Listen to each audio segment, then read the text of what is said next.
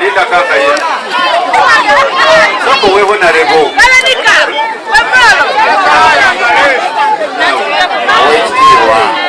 Ora rebo na myo ko.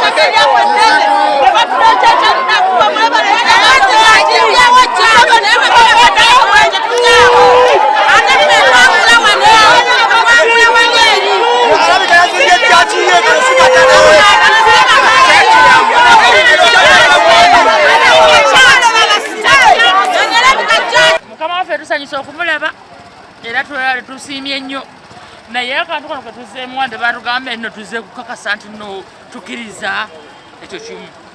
Ekyokubiri loya agambye nti abadde ayagala kujja kakasa bantu nti bano mufunda naye nafeera mukulaba nawe sooka okiraba akatale abalinga bwe kafaanana bwe tuliwo nabano bwe bafaanana bwenkana n'olwensonga eyo zimaliriza ŋŋamba oba akoze katale ke akole akatale ke abantu abanasobola okujja bajja kujja bayingira naye nga tusigaddewo n'olwensonga wano batugamba babanja kadde 9 nga tumaze okuyingira ate basigala batubanja okumala emyaka ameka nga tusasula wano kubanga bukya tufuna enjega eno buli lunaku tuyinza okugamba tubayita ate bajja naye ssebo tewaliiwo lukiiko lwatuula olufaanana abantu bano nga bw'obalaba ne batubuulira ku kintu kyonna abantu abo abaana boolaba awo nga kwe kuli ne chairman eyali atwala akatale kano Musisi George William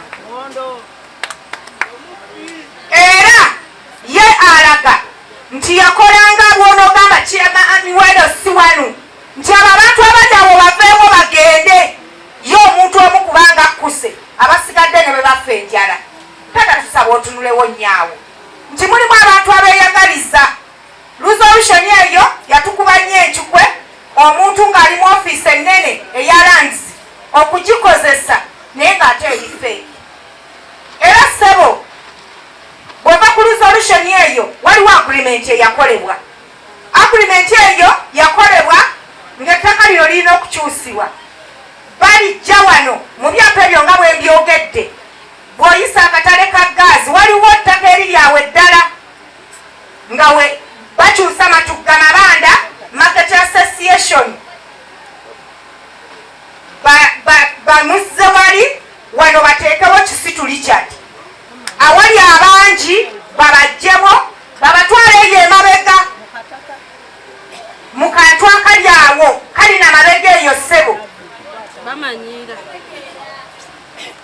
tulaba ng'okweyagaliza okuli awo abantu bano boolaba taata oyinza okwesanga nga buli musuubuzi alina abamuli emabega abantu nga 10 nga bonna batunuulidde omuntu omu balina abaana balina bakadde babe baleka mu byalo nti bw'anaakuba essimu asobola okujja bano omutwalo n'agumuweereza naye nga kati ssebo we tuli mu bweraliikirivu amukulembeddwa mukama waffe RDC sebo tusanze okulaba ffe ng'abantu abajja mu maaso go enansana mu ofiisi yo ne tukusinkana nga tukulaajanira otusaasire ku lw'obunaku bwaffe kubanga omuntu yenna mu nsi akeera ng'alina okukola yeeyimirizeewo ali muzigo ayagala akuveemu afune ewawe.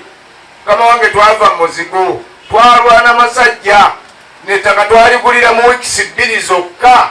Inginiya Sembewaze yatuwa kuba yali takkiriza nti tulina ssente. Era mukama wange nkusaba nga bwe twava mu muzigo ne tugula ettaka lyaffe ng'ate tuligula mu kyapa, tetwali bapangi ba kibanja, tuli baki battaka, twagula mu ttaka. Tusaba mukama wange otulwanirire. Erinnya eryange nze Nakazirahema nga ndi musuubuzi mu katale k'amatugga Mabanda Market Association. Omwami Jamiru Ndugga, Mawejje Charles, Asiimwe Benoni wamu ne MC George William bonna baali baawano. Bo baatutuuzaako ne batunyonyola ku kigenda mu maaso. Era bwe baba baatutuuza mukama wange nga badde mu makusiga mwe ne babalimbalimba. Tusaba bawe ekiwandiiko nga kiriko abantu nga 5 abakusajja abasuubuzi ababasemba okukola amakyusa ago. Tusaako engalo naye njala kwogera ku nsonga yaffe RDC Ssebo nti abasajja wano nga mubalaba Asiimwe ne gurupu ye bammemba ba association naye si bakulembeze mu association, si tebali registered mu company. N'olwekyo nga tebalina maanyi gonna gasobola kututundira ttaka lyaffe nga tebali registered ng'abakulembeze. Endagaano ezo ze baakola bazikola mu kitiiki nga tebali registered ng'abakulembeze abatuufu aba kampani yaffe. Ekyokubiri, Ssebo RDC waliwo ensonga eyakuba kisigitole ku byapa. Ensonga eyo nkulu nnyo okuba basigitole ku byapa. Bwe twali tugula ettaka eryo tulina omukyala Asifa Nantumbwe, sigitole waffe ku kyapa.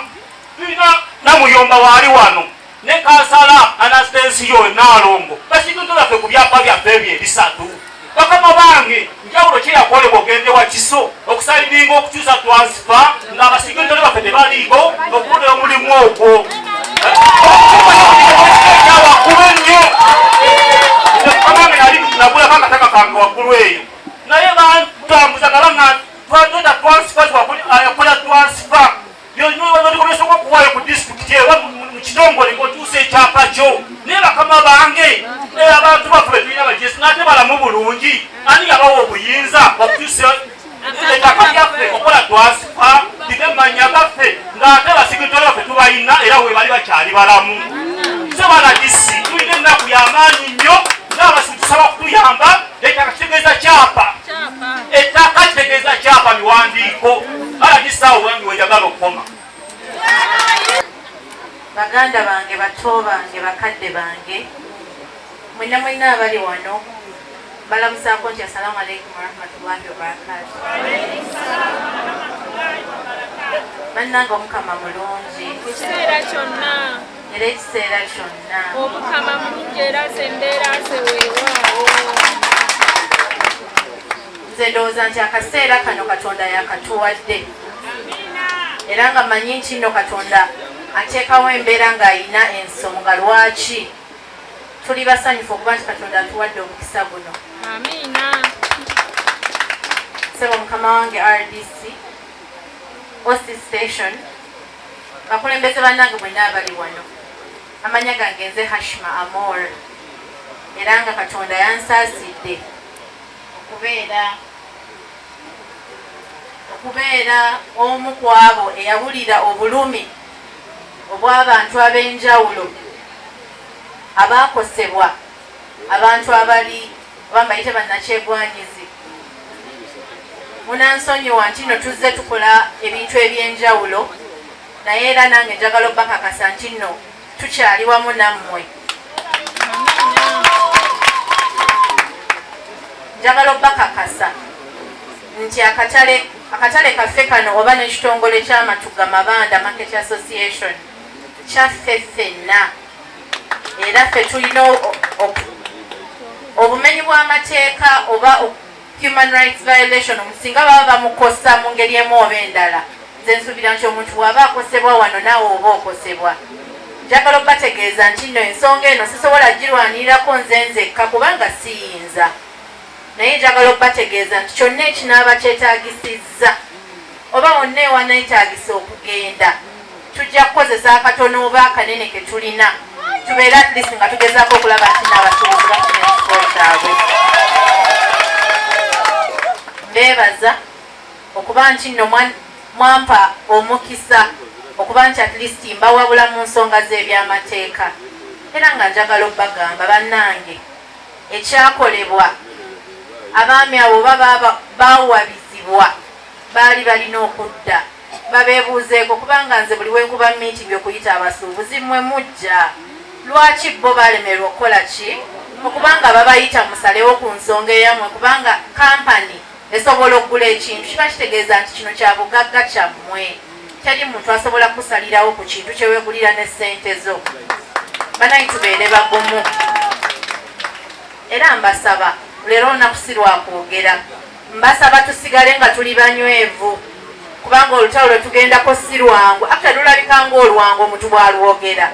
Naye ekituufu kiri nti ekifo kino abakyagala nabo tebakoze eki tebatudde. Era mbasaba banayi tubeere bagumu. Era mbebaza okuba nti nomugumiikiriza mbakakasa nga Mukama ye mubeezi waffe kubanga Katonda tali azaamaanyangako. Mbasaba era nga mbakakasa nti insha Allah Mungu agenda tukwatirako era tujja kudda wano nga Matuga Mabanda Market Association efunye ebyayo era ng'etudde entende. Kana embabuuzizzaako era nsaba Mukama Katonda eyabaleese abazeeyo mirembe.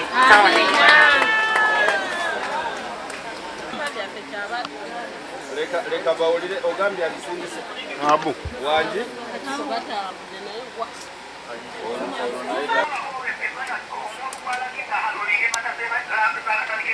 yani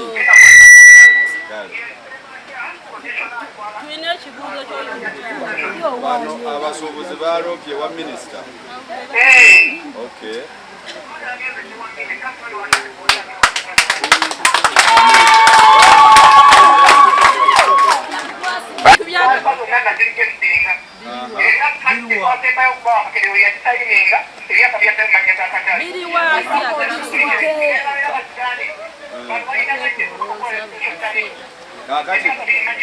Kati kanso bano abakatale baba baagala ebyapa byabwe ani abibawa? Wanyi?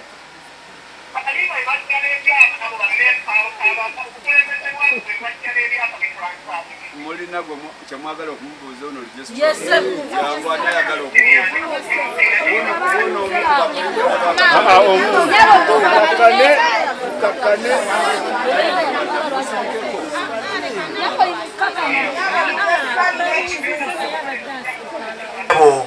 mbalamusiza nnyo era mbebaza okuba nti musobodde okujja mu lukiiko luno, olukiiko olukwata ku nsonga yaffe.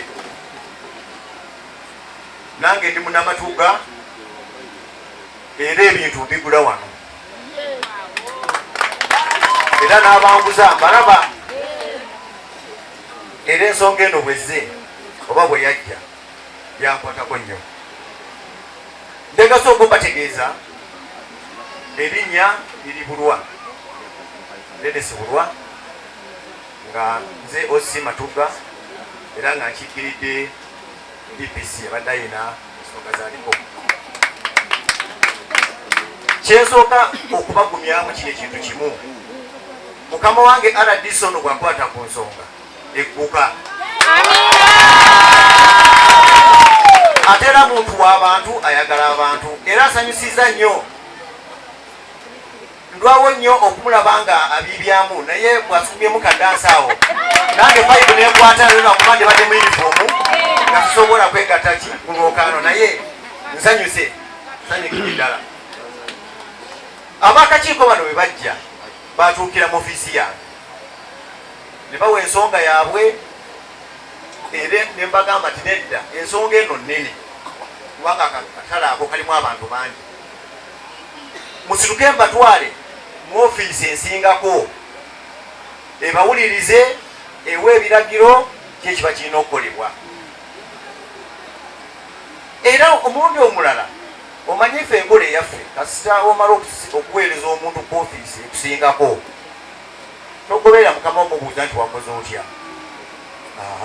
Gomanya nti okuga okukoze eki. Naye olumu olubaakomawo ne mbasanga ate ngera bagamba ne mbabuuza ebintu byagwa ekintu kye banziramu era omukulu kyayogedde nti babaga ti akatale bakatunda badde manyi buli kintu kyoyogera kibaako obuwandiike si kyekyo. Kaakati ate mulowooza nti eri yakubuza ekibuuzo ekyo wandibadde akaseera koŋŋambirawo kubanga tusobola kuŋŋamba nti ate twakatunda ate polisi batukimyewo ki. Abakakiiko bandega ku biwandiiko ebimu nga biriko emikono egyakyusibwa ng'ate n'abantu abo bagamba nti bebasayininga nabo bajja nabo ne mbabuuza guno omukono gugwo nedda. Ate akakiiko kano nkebaza nnyo maama webale nnyo kubeera mugumu. Banaye munaasonyiwa buli wetunuulira omukyalo ono nebaza Mukama nti yamuwa obuvumu n'amagezi tatya ensonga giremerako. Bandaga ebiwandiiko engeri gye baagenda bakakasa nti guno omukono oguli kiwandiiko si mutuufu neŋŋamba tuli ku muzooli. Naye nga mbadde njogerako ne mukama wange na DC n'onalebo nenga ensonga yaba nerikiriya ebiwandiiko byabwe ebiri. Simanyi kumanya lwaki twekuya omutwe netagadde eno ddeeri. Ebiwandiiko byabwe ebiri. Ebyapa ebagamba nti nabyo byatwalibwa. Procedure weeri esaba ebyapa ebyo nebikola ki?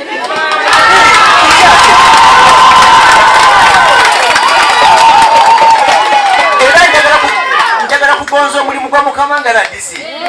Procedure weeri ababirina tubamanyi. Maama n'akakiikoko abakola fojale weebali. Simanyi oba fayiro etuusewo manyi nakugabe ebintu ebimu fensobera mu department eyo zakunoonyereza naye kikakatako nga nze mukulu wabwe okumanya kiri kitya. Ebiwandiiko mubireese ebya fojale mubireese abakola fojale weebali. Teri mutwali waggulu waki kikekiganye oyakuŋŋamba nti gwe watuzanyira ku bwongo n'okola nezifojale n'otunda ate era n'ojja n'ogiranga kaki okyakolera muno obusuubulu ndaba kiki ekigaana omuntu bw'oyo okumusena.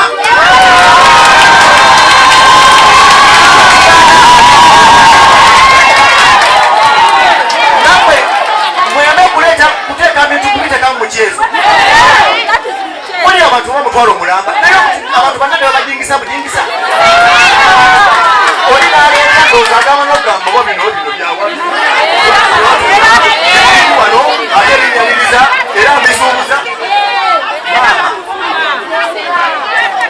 Tolina wojja kuŋŋambira nti omusango gwa fojale teguyimirira nga ddala bagenda neri mu kitongole ekiwandiisa ne bagamba nti guno omukono bafojinga mufojinga.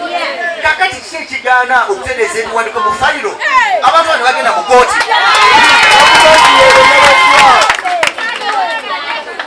Ekintu ekyo nze nkyakyebuuzaamu kuja mukama wange akamanyikula mukama wange nekya bano kirikiriya. Omwana nalina akabuuzo kabuuziza oba yasembyeyo abadde muvuukavuuka n'agamba nti ate oba wagenda mu ofiisi y'ettaka ewageso ne bakugamba nti ebyapa bino bigenda kukyusibwa bidde mu manya gaani. Kakati ne bagana okugamba nti okusiza ku ekyo ekyo tukiyimirizza. Kakati ate oŋŋamba otya nti ate n'obujulizi nabwo nti babiyimirizza ate oŋŋamba otya nti ate oya yabimba mu ofiisi. Waliwo lipooti yonna egamba okuva mu ofiisi y'ettaka nti bamenya ofiisi ne bagamu ebyapa bya marketing. Omanye ebibuuzo bino bye tubuuza byebyankalanya abantu. Waliwo lipooti okuva eri egamba nti ofiisi eyo bagimenya ne bakebera mu drowa ne bajjamu ebyapa byokka ebyamatuga. Kati ekitegeeza akabadi kavaawa kati tiimu kwesitula ene tubuuze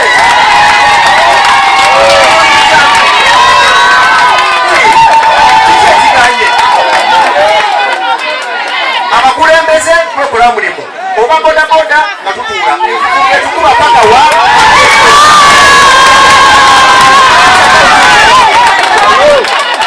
nga tubuuze ogambe jesra omwana ono akubye pointi entuufu bona bogenda okubye pointi entuufu tubuuze mwatulaga obujulizi ebintu bino kakati ate ebyapa bitya wano leeta polisi reference egamba ofiisi yalandise ewakiso bagimenya edrowa ne bagimenya ne bajjamu ebintu bino. Ensonga yamwe erikirya singa bino byaggwa dda era twogera mu mizinja ate tugenda mu pulezidenti twagenugawa ng'abantu ababikoze maama kati njagala kuwunzika abakakiiko fojjale yenna mumuleete abajulizi mulina mutwalo mulamba bana temwetirira kubanga kale akatale kakuzizza era kayambye abantu bangi okirira fojjale bemala okukolebwa ne polisi nekola okuyinzibwa kwayo fayiro olugwa eba egenda wa siteeti mwe abakakiiko musituke nga fayiro egenda wa siteeti timaama tulina obulumi fojjale wuuno era nabo bajja kulaba tyono fojjale fayiro ebere sanctioned abantu bano basimbwe muki mu kooti ate ekinagana kakati ekintu kiba kiwedde yereka nkubuuze omanyi bane nze munansonyiwa ffe twamanyira embeera ya kisirikale tukubira bino byetu byakusagasaga owulira ebyokwogerera bino ng'omuntu okusiga kazigozi sibisobola kyokola abaluga nti sawa yakuyisaamu gaali eba gaali yenyini kati njagala nkubuuze gwegwe bagamba nti wakyusa ebyapa kuwa bitwala tukukuta oli mu kaduuku katubulire biriwa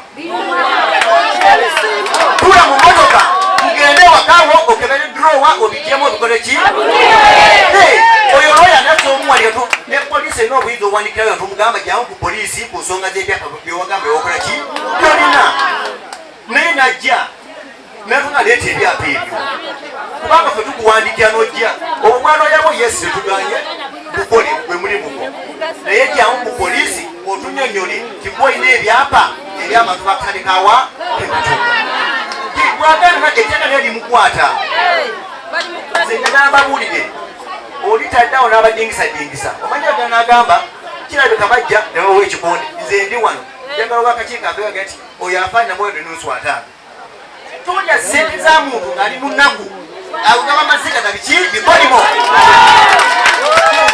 so n'olwekyo nze maama nkusaba n'abakakiiko bo mujje tugende mu ofisi ya CID reference mugirina tubabuuze biki ebibulako ku fayiro mubireeta tubaze obireeta kiki ekiddako leka tutambule ffenna mubirese tugende bikula ki ekibulako ABCDEF mama genda mubireeta bwe mubireeta mubibawadde kiki ekiddako kiki ekino kiwedde nti ye fayiro ekirire kakati begende wa state naso munagamba fayiro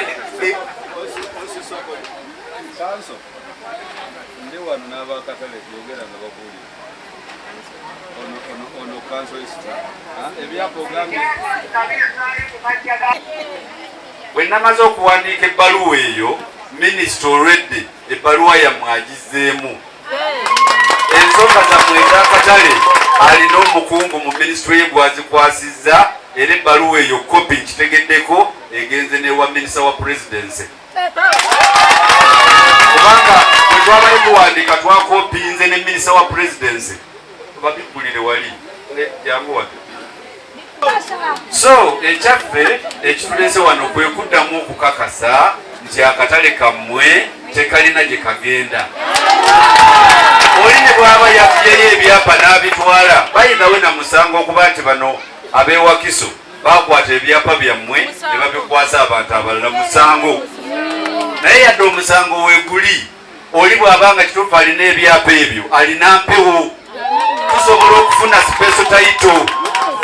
We can still get special titles over this land. Oli n'atereka kasasiro we nga mwe mulina ebyapa ebiki ebituufu.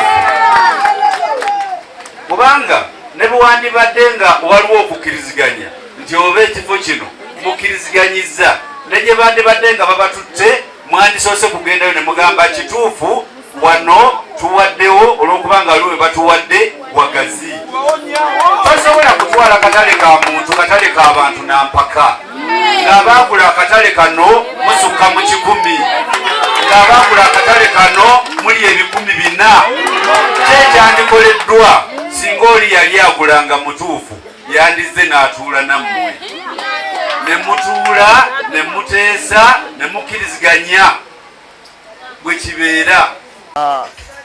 Erinnya eryange yenze Buule Richard nga ndi musuubuzi mu katale k'okumabanda kuno ate nga ndi mukulembeze mu katale kano. Ensonga olwaleero tubadde ne RDC, twebaza nnyo RDC okujja mu kifo kyaffe kino ekyakatale Matugga Mabanda Dairy Market, era tusanyuse nnyo olw'ensonga nti ensonga zaffe abasinga obungi gye mumanyi ezikulembeddwamu abafere abaagala otubbako akatale kaffe nti zigenda tandika okukolebwako, era mu bufunze ziyina n'okuba zatandise dda okukolebwako kuba RDC tubadde naye atusuubiza atugumiza, tubadde mu katale kaffe tumulambuza buli kimu ekikoleddwa. Genze eri gye tubana abafere gye bagamba mbu bo baasengesa ffe tudde eri, tutuusira RDC yeewuunyiza nnyo olw'ensonga eri ebadde nga kanisa kantu katono nnyo. Okumanya katono baddira tooyi bagisimye wennyini wakati wakatale bo ke bayita akatale. Kati tooyi tosobola kukeera ku makya n'okozesa tooyi n'osima wakati mu katale n'ogamba muno ke katale kogino twalamu abasuubuzi. Ensonga endala era bwe tugenze tusanze nga akatale ako bo ke bagamba mwe tugenda okudda kalina ekkubo limu, teri katale konna kabana kkubo limu. Ffe nga akatale kaffe kano tulina amakubo 4 agatuyingiza mu katale kaffe, naye kali kalina ekkubo litya, ekkubo limu, ne tooyi bagisimye wakati mu katale. Era RDC atusuubiza nti wano ke katale kaffe tetugenda kuvaawo olw'ensonga twakagula ng'abasuubuzi. Erinnya nze Buule Richard. Erinnya Namuyomba Teopista Luwemba, ndi musuubuzi mu katale kano, ndi mukulembeze mu katale kano, era nga nze Secretary General wa katale kano omulonde, era nze Secretary General Matugga Mabanda Market Association Limited. Ku nsonga y'ekifo abaagala okuwanyisaamu ekifo kino oba abeefuula abakulembeze abategerera abasuubuzi, tutuuseewo ne RDC Wanansana Municipality, era tugenza okutuukawo ekikwasa ennaku nga tutuuseewo ekisoose okutukwasa ennaku akatale oba ke baagala okufuula akatale kubanga tewali katale awo mu bifo bye tulina ebirigazeted mu kitundu kyaffe ekyamatugga. Ekyo ekitundu tekiriimu awalina okubeera akatale. Wano we baagala okutujja kifo kigazi okusinga we batutwala emirundi 3. Ekyokubiri toyireeti balaga nti balina ne webasobola kusima toyireeti bagisimye mu katale wakati. Ekyokusatu bw'otunuulira akatale kano we tuli tulina ekkubo erya Main Road, tulina ekkubo Lakeeri Road eryambuka, tulina ekkubo tuliyita Mukomboti Road oba Lugolobi Road, tulina kati n'ekkubo gye tuyisa eriyita wali ewa Ssentongo erikka ku Main. Era bw'otunuulira akatale kali bw'okayingira tosobola kafuluma bwe wabaawo emmotoka ng'ebadde eyingira eyina kumala kulinda endala n'eryoka ekola ki efuluma. So tutunudde nga tewaliiwo mbeera yonna esobola kuteekesaawo katale okuleka kyaki mpozi y'abalokole. Kabuyonjo yo kikuba ennaku bagisimye mu katale wakati. Abasuubuzi bagenda kubeera nga batunda ebintu bazze okugula ebintu ng'ate ttooyi eri mu katale wakati. Obwo bukyafu kitegeeza n'abasuubuzi bennyini baba bagenda kulwala, abagenda okugula ebintu baba bagenda kulwala. Mu mbeera gye tulimu ey'omugotteko oba gye balowooza nti batwala abantu babawonya omugotteko ate bo bongera bagotteka bugottesi. Kula amatooke gaabwe kati sizoni bweneggwako tunalaba ne bajja benyiga mu katale. N'olw'ensonga eyo mbeebaza nnyo nebaza abatambudde n'ensonga eyo abakulembeddwamu ow'ekitiibwa Honoza Kintu mwebalire ddala era nze mbajja omukulembeze w'eggwanga bwe yali alayira yagamba hakuna kola ki nyinyi mulale na viti yenyu eyenge sindio lakini hakuna kufanya nini kulala si ya sawa hiyo mbaya muzikirize nino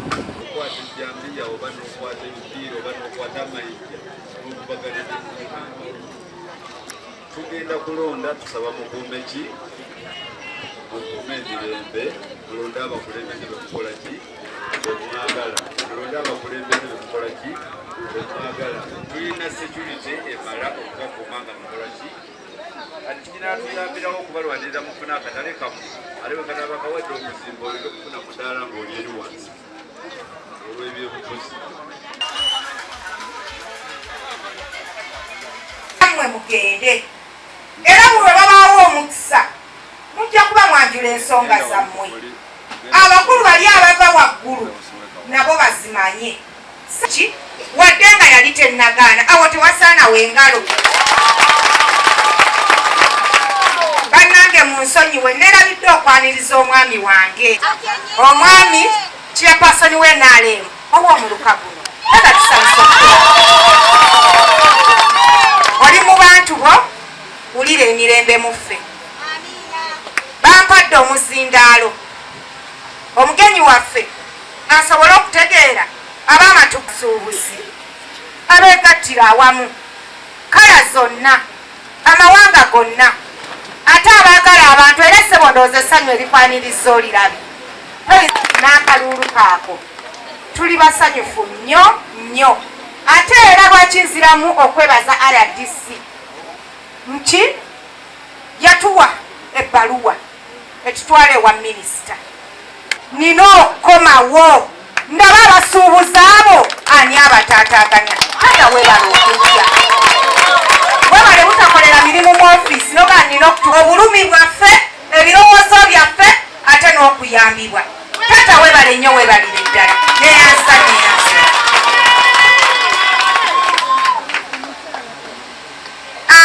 mposi nga abasuubuzi tebanakutandika kwogera maama ono naye alina ensonga zo ye yanaamanya tata kyanakukolera maama akazindalo ebirowoozo byammwe oba ebibuuzo byammwe oba okwemulugunya kwammwe omukulu abitegeera ngaleesa amaanyi nja kusaba abasuubuzi olw'obudde nti RDC tukozese eddakiika ntono tufune ekyo kyetukola ki kyetwagala basebo ne banyabo host operation taliiko muzannyo taliiko ki abagambye akakiiko akalondebwa mugendewa alambise bulungi bwaki bwakakiiko kubanga bakagambye kagende kalondoola ensonga kuki ye waali okitegeera yakola ki waali n'olw'ensumbi 8 mukama wange RDC nkuloopera tulina abantu abeesimbyewo abagenda okuwuliriza ensonga zammwe naye tujja kutunula nga tembawadde bukulembeze ze ssente bwenaali mwe singa abadde esiimirira nnyo singa ize ekiseni kitanyawogerwako mu matu gamwe nenyimirira neŋŋamba ekibi kiba kiki ekirungi kiba kiki waliwo abantu baffe abakolera ku nguudo awo mwamulabako nga